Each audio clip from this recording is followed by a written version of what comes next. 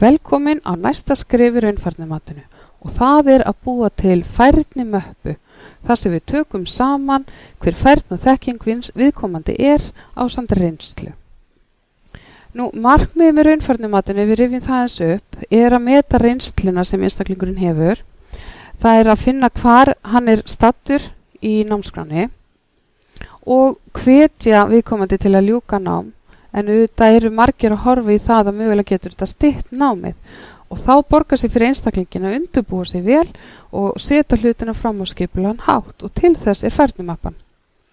Ef við rifjum aðeins upp ferli raunfærnimatsins þá ertu búin að fara í gegnum núna 3 liði af þessum 6 og við erum stödd á 4. liðnum að fylltir út gátlistar.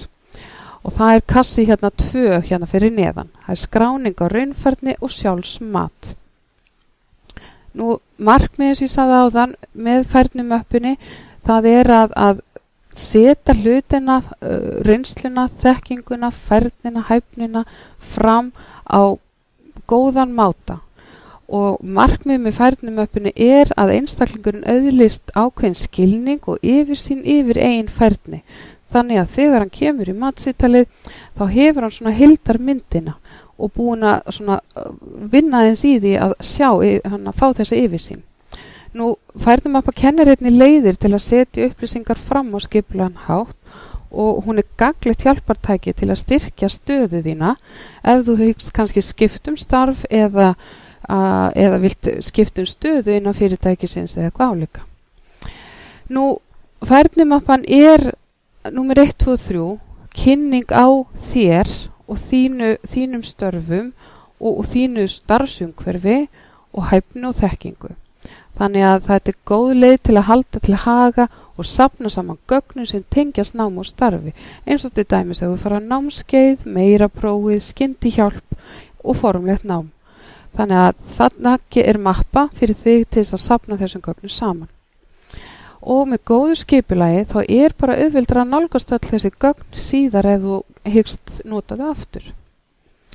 Hér sérðu hvernig færnimappan getur verið uppstillt. Það eru þarna persónulegar upplýsingar, þá bara hvað viðkomandi heitir og svo framvegis. Svo eru þarna námstengt færni og þá erum við að horfa í formlegt nám sem bara framhaldsskóla nám og það nám sem þú hefur lokið eftir grunnskóla. Sjálfsnám og það það sem við horfum í þegar viðkomandi hefur verið að læra eitthvað sjálfur, bara til dæmis inn á vinnustað, verið að læra ákveðna færni af öðrum aðilum þar, jafnvel verið að lesa sér til sjálfur.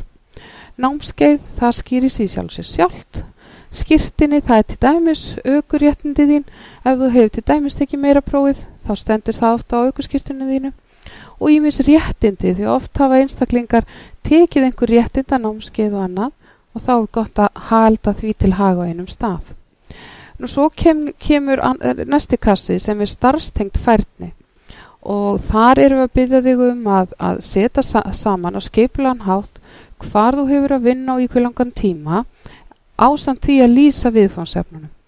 Og mynd eftir þessum kassa því ég mun koma inn á og sýna þér eyðublað sem þú notar til þess að setja þetta fram. En allt svona starfstengt nám og þjálfun og vinnustaf, það kemur allt inn í þarna.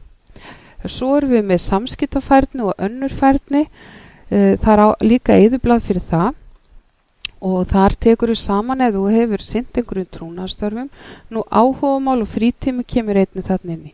Oft það þannig að einstaklingur að vinna í ákveðinu fæi og hann hefur áhuga á því líka og jafnvel í frítíma sínum að sýsla eitthvað í fæinu eða vinna fyrir sjálfan sig eða vinna vandamenn. Þannig að það á einnig að koma þarna fram. Samskiptafærni, ég fer hans nánar í þá eftir. Nú allt þetta getur svo farið saman í að búa til ferilskrá fyrir viðkomandi.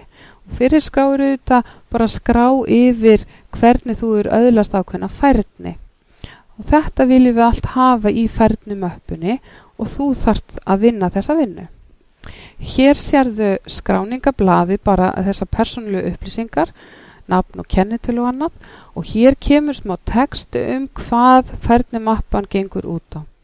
að með þessari möppu gefst þér tækifæri til að skrá raunfærni þína þannig að aðri geti svona skoðað hana. Og það sem við gerum við þessa möppu, hún er eign þín, en þegar þú ferð í matið þá notum við hana sem ákveðið verkfæri fyrir matsalana til þess að fá innsýn inn í þinn heim og þína færni og þína þekkingu. Þannig að matsalarnir fá hana til afnota en svo fær þú hana til eigna. Þannig að þú ræður í sjálfsög hvernig þessi mappa lítur út. Hér kemur starfsreynsla og ég nefndi áðan að það skipti máli að lýsa svolítið hvað þú hefði verið að gera og þá í fyrri dálknum kemur vinnustaður og tímabil og þar skrifaru hvað vinnustæðurinn heitir og hvað tímabil þú hefur verið að vinna.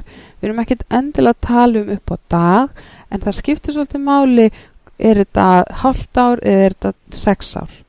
Það er svolítið misjafnt hvað þú hefur verið þá að fá af þekkingu á þessum vinnustað. Nú lýsing á verkþáttum, þá er gott að setja þar ákveðna lýsing á því hvað þú hefur verið að gera á þessum vinnustað. Og þú getur stækkað þessa dálka ef það er ekki nóg pláss, þá bara stækkar þennan dálk. Það er ekkert mál, við íta bara enter. Þannig að lýsing á verkþætti getur verið að, ef segjum húsasmiður, að hann hefur verið að smíða eitthvað ákveðið, þá segir hann úr hvaða efni og hverju hann hefur verið að koma nálægt og svo framvegis, en ekkert endilega að telja naglana eða eitthvað alveg sem hann hefur nælt. Við erum ekki að tala alveg í svo miklu smáatriðum, en það eru svona efnistök sem við viljum hafa þarna. Hér kemur svo annað eyðublað og það er skólaganga, námskeið og réttindi og þetta er eins og ég sagði áðan allt eftir grunnskóla, allt það nám, formlega nám sem það hafi verið í eftir grunnskóla og svo er það námskeið sem þú verið á, bæði styttri og lengri og öll réttindi og skírteini skipta máli. Það skiptir máli að setja þetta allt þarna fram. Nú önnur færni, trúnaðarstörf, áhugamál og frístundir, að þá er það hér, að það er reynsla úr félagsstörfum og einkalífi, að iðulega kemur eitthvað inn á áætlun og gæðastjórnun og eitthvað svoleiðis og ef þú hefur verið í frítíma þínu gjaldkeri í einhverju húsfélagi eða fótboltafélagi eða hvaða nú er, að þá getur þetta allt spilað inn í. Þannig að við viljum frekar að fólk setja meira inn í möppuna heldur en minna. Og svo persónleg og félagsleg hæfni og stjórnunarhæfni. Og þetta er þá tengist allt góðum samskiptum og jákvæðni og svona sjálfstæði og ábyrgð og þess aftar. Þannig að þetta er eitthvað sem þú fyllir bara inn í eftir bestu getu og við svo skoðum í framhaldinu. Hér aftur sérðu sýnishorn af námi í velvirkjun. Og það eru gátlistar fyrir alla þessa áfanga til. Það sem að þú gerir næst eftir að hafa verið að vinna í hinu skjölunum sem ég var að fara yfir, að þá farðu núna gátlista fyrir hvern og einn þessara kassa. Og þú átt að svara eftir þínu styrkleika. Og hér er sýnishorn af einum slíkum. Aftur er það hlífðagössiða. Þekkir gastegundir og gasblöndur sem notaðar eru við suð á stáli, áli og ryðfrí stáli. Hver telur þú vera þinn styrkleika í þessu? Ef þú ert mjög sterkur og getur kennt öðrum þetta, að þá myndur þú setja x þarna við 4. Ef þú telur að þið vanti algjörlega þjálfin í þessu, að þá setur 1, af því þú þarft að fá leiðbeiningar til að gera þetta. 2 og 3 er svona nokkur þekking og góð þekking. Ef þú vilt ekki fara í mat á áfangunum, vilt bara taka hann í skóla, þá getur þú sett strik í dálkin hérna á ekki við. Það er alveg velkomið. En lokið og ólokið, það eru kassar sem að matsalarna nota. Þannig að þú lest hér í gegnum hvern og einn verkþátt, metur sjálfur hver styrkleikiðin er. Ef að þú telur að þú sért ekki með þekkinguna þarna og vilt bara taka þetta í skóla, þá getur þú sett á ekki við. Nú, þegar við erum að fylla út í svona færnimöppu og horfa í hver færn okkur að þekking er, þá þurfum við að hafa nokkur atriði í huga. Við þurfum að vera meðvituð okkar eigin hugsanir Það þýðir ekkert að fara að rífa sjálfan sig niður og segja að maður sé ómögulegur í öllu og forðast allar stimplanir og alhæfingar, þannig að vera meðvitaður með einn hugsun bara hvað get ég, og þetta svona heilt gullni meðalvegur. Þú þarft eiga inneign fyrir því sem hún segist eiga inneign fyrir og svo framvegis. En þú mátt heldur ekki segja að þú kunnir ekkert ef þú ert með góða þekkingu inn í þennan verkþátt. Þannig að þetta svona heilt gullni meðalvegur. Maður þarf að hafa eitthvað í bakpokanum ef maður segist hafa það og svo framvegis. Þannig að vera sanngjarn bæði við sjálfa þig og við þá sem að meta þig. Nú, raunhæf markmið, það að átta sig á bara, það ákveðin markmið í náminu og maður þarf að hrósa sér sjálfum fyrir góð verk sem maður hefur unnið á vinnustað og þetta bara tengist allt því að vera raunhæfur, meðvitaður með einn hugsanir, sanngjarn og einbytta sér á því sem maður gerir vel. Af því við erum alltaf að hugsa hvað styrkur þinn. Ef það eitthvað sem þú kannt ekki, þá það bara fínt að vita það. En við ætlum ekki að fókusa á það. Við ætlum að fókusa á styrkleika. Og svo náttúrulega númer 1, 2 og 3 það jákvætt hugafar. Og það enginn að segja að þú þurfir að vera með 100% þekkingu á öllum verkþáttum. Það alveg eins og í framhaldsskóla, þú þarft að ná 5 í einkunn til þess að fá áfangan lokið. Það alveg eins í raunfærnimatinu. Til þess að fá áfangan metin, þá þarftu að vera með 50% af kjarna áfangans í þekkingu.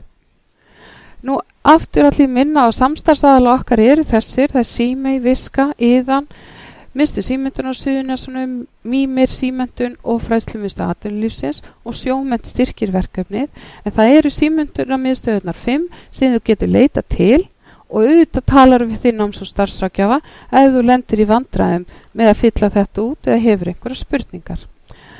Annars vil ég bara segja gangið vel og góða skemmtun og aftur, ef þú hefur spurningar, hika ekki við að hafa samband. Takk fyrir.